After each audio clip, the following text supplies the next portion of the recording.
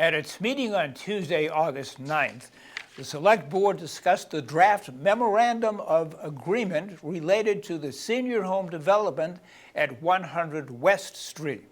If the town and the proponent companies reach the agreement, there would be nearly $2 million contributed to the town for affordable housing, quiet zone, and other initiatives, but it also means the development might not include any affordable independent living units for senior residents.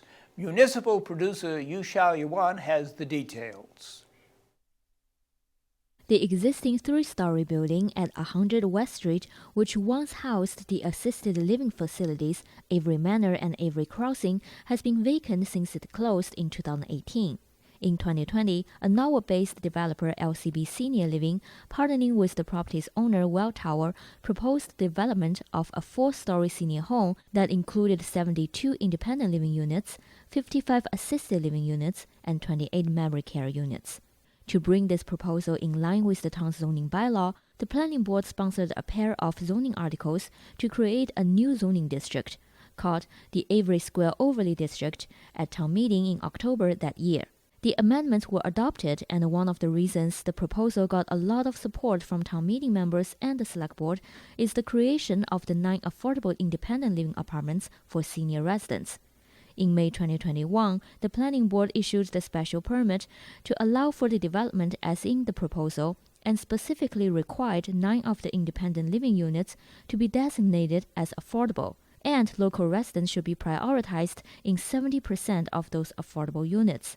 In February this year, Welltower notified the planning board LCB Senior Living was no longer interested in pursuing the project, and it entered into a business relationship with another company, Balfour Senior Living. The new partnership intends to develop the property without independent living units because of the space and the layout constraints, and is focused on providing a superior level of assisted living programs. Welltower has applied to the planning board for a new permit and suggested making a financial contribution of $1,900,000 in an attempt to offset the loss of the 72 independent living units and 9 affordable units, which can be invested in community benefit efforts with respect to affordable housing, quiet zones, and other local transportation safety initiatives. Both the planning board and the select board expressed disappointment with the proposed changes back in February. In a letter, the select board urged the planning board to, quote, challenge Welltower and the Balfour to rethink their proposed amendment and to keep the independent living component portion of the project.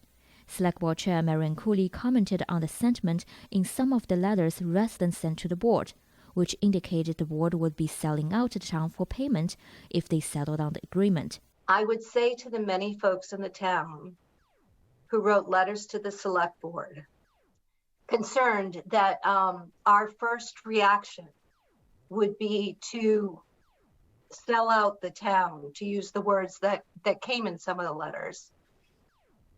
I want to assure you that I'm giving you grace at this moment, all right? And that I hope you will give our board grace as well, because I know that everyone who serves here constantly has the town of Needham's best interests in our hearts, minds, and actions.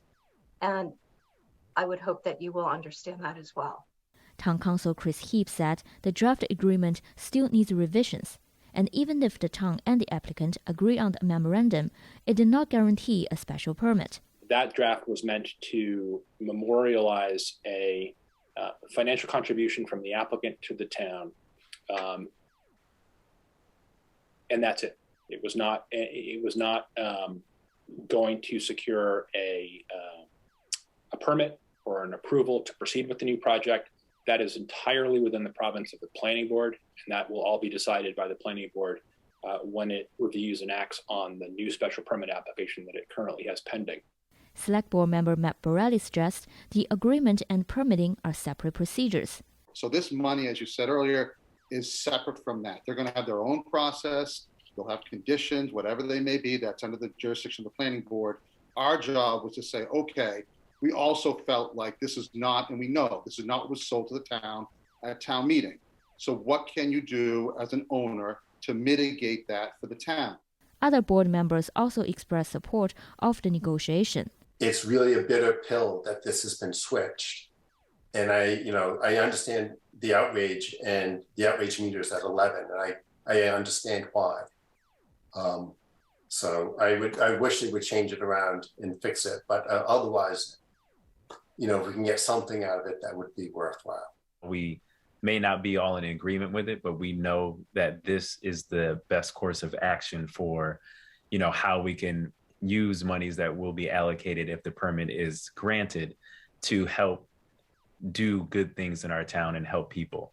And I think that's something that we think of in every turn, in every moment that we come together as a board and in our collective individual lives. The Planning Board will host a public hearing next Tuesday, August 16th at 7 p.m. at Powers Hall in Town Hall regarding the special permit. For Needham Channel News, I'm Yu Xiaoyuan.